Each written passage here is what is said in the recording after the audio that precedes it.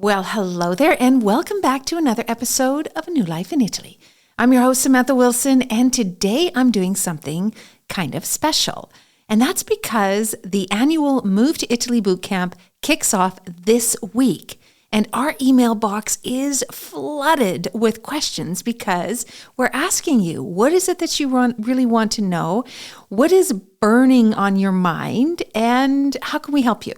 So I thought that I would answer some of those questions right here, right now. And these are the questions that I get asked all the time about visas and income and healthcare and renting and buying and driver's licenses even.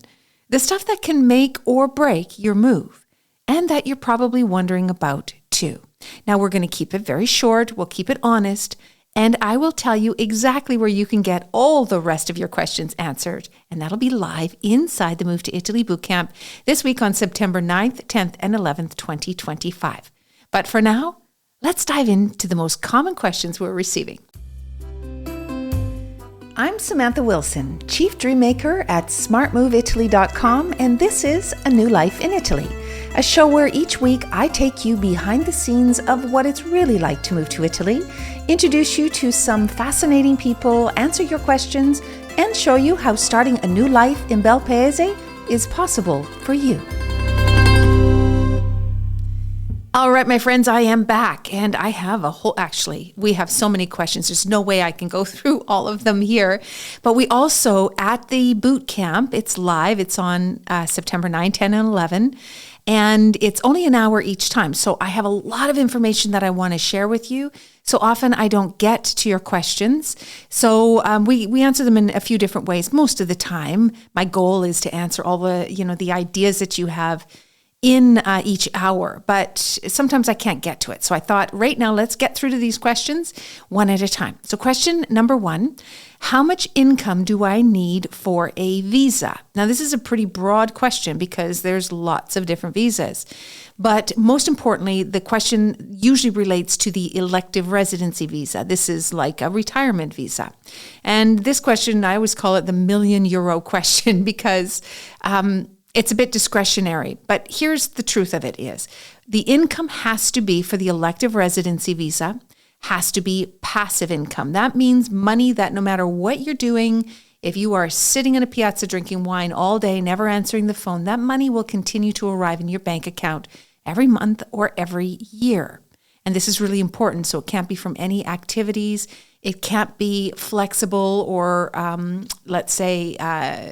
investment income because this is not regular, reliable, guaranteed for life. Your investments may go up, but they also may go down, which will decrease your income. So consulates do not like that. They like regular, reliable income, like Social Security, like annuity, even a rental income, which I know sounds a little funny, but truthfully, they will also accept rental income. But it absolutely cannot be a salary. So you cannot work at all on the elective residency visa. Now on the books, it's about €31,000 net per year. And by net, I mean net of mortgage, not necessarily net of, some of your regular expenses like a car payment or health insurance, because that'll probably change. But if what's hitting your pocket the mortgage has to come out of it first, then you have to account for that. And when you're showing them your bank statements, they will see your monthly payments coming off from your mortgage. So you have to declare it because you have to show them your net. Even if they don't say, hey, what about a mortgage? You're telling them what your net is. So you have to take that into consideration. And often this can be an impact to a lot of people on their income is to having to deduct that monthly mortgage payment. So around 32,000 euros is a good starting point. But of course, the more you have, the better. Always, the more you have, the better for this visa. Now, the digital nomad visa, you will need to show that you are working and that actually it's not that much money you have to show. It is usually about 28,000 euros that you are earning from your activity, which is super low. I realize if you are an employee for a tech company, you are probably making more than 28,000 a year. So that's usually an easy one to get. The reason it's lower than the ERV is because you're allowed to work. The ERV, you are not permitted to work. So they want to make sure you have more than enough money to live on. Now, the student visa are a little even lighter than that. It's about $1,000, $1,500 a month. It depends on many things, but you have to show that you can support yourself for the period of time on your student visa, but it's much, much less. And also remember, you can also work on the student visa for 20 hours a week. Now, for families, usually we just say double that income. It depends, of course, how many children you have. Sometimes people have, a whole baseball team of children. And then, of course, you're going to have a significantly higher passive income, in particular for the elective residency visa, if you're young enough to have lots of passive income and children. Most of the time, though, kids and spouses come under the digital nomad, sometimes the student visa. So you will have to be able to support them when they're here. But just a little note, if you're married, your spouse, and comes here on a digital nomad visa, your spouse can actually work. So, and also the student visa. So these are all good things that can help contribute to the income. But before the visa, you have to have that income in advance. All right, question number 2. I am married to an EU citizen. Do I need a visa? Well, the short answer is no, not technically, because we do something called, or we used to do something called family cohesion. That means that the non-EU spouse would arrive in Italy as a tourist on the tourist visa. And while you're here, the EU citizen establishes their residency. And on the back of that residency, you are permitted as the spouse to apply for your permesso di soggiorno to stay with them. However, we're seeing many more questura and many consulates now requiring a family D visa. And this is a little visa that you have to get. It's perfectly free. You don't have to pay for it at the consulate, but you have to get it. And it gives you the permission as the spouse to move to Italy with your EU spouse. And we're seeing more and more, like I say, questura, when you're going to apply for your permesso di soggiorno, asking for this visa. And it can be a big problem if you don't have it. Can you take the chance and come to Italy without one? Sure. Can you try it through family cohesion like we've done so many years in the past? Sure. Will you get stopped? Maybe 50-50. And if you get stopped, what happens? Well, you'll have to go back to your home country and get the visa. Question number 3, how do I access Italian healthcare? Well, it's great because as a resident, depending, of course, how you're here, you have the right to apply to and enroll in the national healthcare system. Now, first of all, you need residency first. Residency is a process that comes after your immigration. Immigration is your permesso di soggiorno or your visa. After that's all settled, then you can become a resident of Italy. And once you're a resident of Italy, that's by going into the anagrafe office in your local town and saying, hey, I live here, write me in the books and check that I live here. Once you've done that, then you have all kinds of benefits, like you can open a bank and buy a car, and you can join the Italian healthcare system. So that means as a visa holder, you have to pay to get into the system. It's a minimum of 2,000 euros a year, calendar year, January to December. If you are an Italian citizen or the spouse of Italian, and of course the children, you do not have to pay. It's free to enroll in the Italian healthcare system as long as you are a resident of Italy. You can use private healthcare as well, but most people do the national healthcare system because it's pretty good, actually. Question number 4, what does it really cost to live in Italy? Well, that's kind of how long is a piece of string, because it depends where you live and how you live and what your expenses are and what you really need. If you're living in a city like Florence or Milan or Rome or something, you're going to need a lot more money, probably more around 4 or 5 or more thousand a month, simply because rent is so high. I saw the other day there was a little apartment in Florence and it was 15 square meters, and it was 1,200 euros a month, which is insane. I saw another one for 35 square meters. So this is about 350, 400 square feet, a little bigger than a garage. And I think it was about 1,500 a month. So it's really getting crazy here. It never used to be like that. In Milan, it's even worse. So consider that. If you're looking to live in a city, your budget is going to definitely have to be higher. And take some time to look around, because there are still properly priced places, but many, many places in these cities are becoming really out of reach. I always equate it to when I lived in Paris, and the prices of renting a place in Paris was astronomical. It's starting to be like that here in Italy.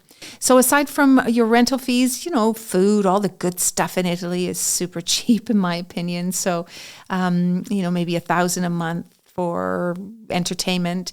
Most of the stuff here, there's so much to see and do that's perfectly free that you can usually get by. Not a lot of money for spending money, but you're going to spend all that money in your rent. Question number 5, should I buy or should I rent? I mean, it's a great question. And I usually tell people, unless you really know where you want to live, then you should rent first. If you can. I mean, it's a challenge to rent sometimes and depends, of course, on your budget. But renting gives you a little bit more freedom. It allows you to try a neighborhood or try the lifestyle without having to buy a property. And in Italy, unless you have something that is super, super popular and really marketable, it's likely will take you some time, sometimes years, to sell your house. So it's not like you can buy a house and then if things go sideways, you can just sell it and leave. It's going to take you some time. So it's a long, long journey when you own a property in Italy. It's a big commitment. It's a long-term commitment. So think about that. If you're ready for that, you know exactly where you want to be, then I suggest you buy because it gives you the flexibility. If you have pets, which most people do, it's super hard to rent with pets. If you buy, it's your choice. You can do as you want. So again, it depends on your budget, depends on your needs and your commitment to the move at the beginning. Question number 6, can I drive in Italy? Sure, you can. Depends, of course, your comfort level. Do I suggest that you go speeding down the Amalfi Coast in the summertime? No, I do not, unless you're a very good driver. But you certainly can drive. Now, I think the bigger question here is, can you drive on your driver's license? So yes, you need an international driver's permit to be driving here. Even as a tourist, you need that. But once you move here and you become a resident, now remember, residency comes after the immigration, so after your permesso di soggiorno, and sometimes 6 or 7 months after you arrive is when you'll have your residency. The day you have residency, your clock starts ticking, and that clock will run out in 12 months. And at the end of that 12 months, you will no longer be able to drive on your foreign driver's license, unless, of course, it's a European-issued driver's license. Then you can exchange it for an Italian one. Otherwise, if you're American or Canadian or Australian, then unfortunately, no, you have only 12 months from residency to drive on your driver's license, and then you need to take a full Italian driver's license test. Not an easy task. And if you're thinking, that's all right, I'm going to get a Vespa and scoot around all over, it doesn't matter. Well, even under 50cc, you need to have a driver's license. It's a little bit lower. It's an AB, so it's not as challenging. It's just a written test, but it still is the written test. So you cannot think that you can do what you see in the movies where people just jump on the Vespa and take off. You absolutely still need to have your driver's license. So make sure you plan for that. Think about where you're living. Think about the cars that you're going to be driving. Think about how you want to live your life after, because driving is a privilege that a lot of people will lose after 12 months of living here. All right, question number 7, can I work in Italy? Really good question. So you can only work in Italy if immigration side, so your visa allows you to work, or if you're a European citizen, or of course, if you're Italian. If you are not Italian or European and you want to work, you do need a visa, and a visa that allows you to work. The elective residency visa does not. So that is a retired visa. That means you just have to sit here and just enjoy life without working, which isn't so bad. If you're a digital nomad, you can, of course, work. Self-employment visa, you can work. Student visa, you can work up to 20 hours a week, but that's all. And as a little note, everyone, if you're coming here as a tourist and you decide to do a 3-month vacation here in Italy and you think, I can still work while I'm there. I just am making phone calls, working remotely. Yeah, you can do it. Physically, you can do it, but it's actually illegal because you're not permitted to work as a tourist in Italy. And when you enter through customs and they say, why are you here? And you say, I'm a tourist. And then you're here and you're working, you're actually breaching the terms of your entry into this country. So will they ever catch you? Probably not. Do they care? Probably not. But if they want to, they can, because everything is traceable now. So when you come here on vacation, you should truly be on vacation. If you're coming to move, make sure you have a visa that lets you work and for how long you can work for. Now, question number 8, should I be worried about politics in Italy? Wow, I don't know why this question. So by the way, I didn't even see these questions until they were put in front of me. So this is a bit of a surprise. I think politics right now is front and center for a lot of people all over the world, including here in Italy. But, I think that it's more about understanding what you want from your lifestyle, where you're leaving, where you're going to, and where you see yourself in a few years from now. Because being a foreigner in Italy and a retiree, you will be contributing to the economy here in Italy. So the politics of Italy will make a difference for you. It'll be hard for you to understand because it is a complex and a very different kind of political system than what you're probably used to. And if you're into that, it could be kind of fun to learn about it and learn about how things work. But if you're not, you should be probably more focused on the rules and the laws, both to you as a foreigner and your visa, what you cannot do, driving rules, insurance rules, things like this that really have an impact on your daily life. The actual politics of what's going on out in the world probably won't impact you. Any political shifts will probably not impact you too greatly at the beginning anyway, until you really can understand the language and understand how these policies and rules can affect you. So I think if you're going to be moving, just put the politics aside, focus on what you want out of your life, how you can contribute to your new community in a really good way, making sure that you're all prepared and enjoy it. All right, so I know that was fast, wasn't it? It was like 15 minutes of 8 questions. Like I said earlier, we have pages and pages really, because Ali is receiving them. Poor Ali, who is our community manager. So she has been receiving all of these emails from you. Thank you for sending them in. It really helps us understand what is really on top of mind or what you're thinking about when you're doing your move to Italy, because our job is to help answer those questions and help guide you in the right way so you can make the best decision for you. And obviously you have a lot of them. And of course, this week at the Move to Italy Bootcamp, this is the whole goal, for me to help answer those questions and get you on track. Because to be honest with you, not everybody should and can move to Italy. And the idea of the Move to Italy Bootcamp always was and still is not about giving you this dreamy idea about what it's like to move in Italy. We all know it's beautiful. It really is about giving you the clarity and the information that you need to make the decision for yourself, to decide if Italy really is good for you and what you want now and what you want in the future. So if you are interested at all in moving to Italy, even if it just tickles your fancy just a little bit, make sure you sign up for this year's boot camp. I only do it once a year. It's a really, really great event. You can watch them in replay, but you have to have signed up in order to receive the links to watch them. It's September the 9th, the 10th, and the 11th. It is at 9 o'clock in the morning Pacific time, which is LA and Vancouver, 12 o'clock in the afternoon Eastern time, which is New York and Toronto, 5 o'clock in England and the UK, and 6 o'clock here in Italy. It's only about an hour a day-ish. Day 2, I usually go a little bit longer, but I try to keep it at an hour a day. It's all online. It's easy to watch.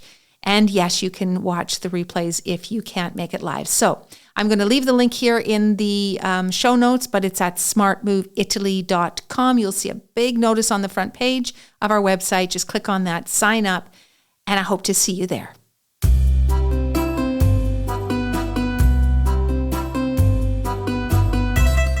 A New Life in Italy podcast is a production of Sentire Media, created and hosted by me, Samantha Wilson. Production by London Nero, and with special thanks to Ali Frothingham, Sofia Pisana, and the entire team at Sentire. Follow A New Life in Italy wherever you get your podcasts. And hey, if you're thinking of moving to Italy, whether full-time, part-time, or for a lifetime, come and see me over at smartmoveitaly.com and we'll help you get here and start living your best life. And don't forget, if you love this episode, please rate and leave a review. It's much appreciated. I can't wait to meet up with you again next week, same time, same place. Ciao for now.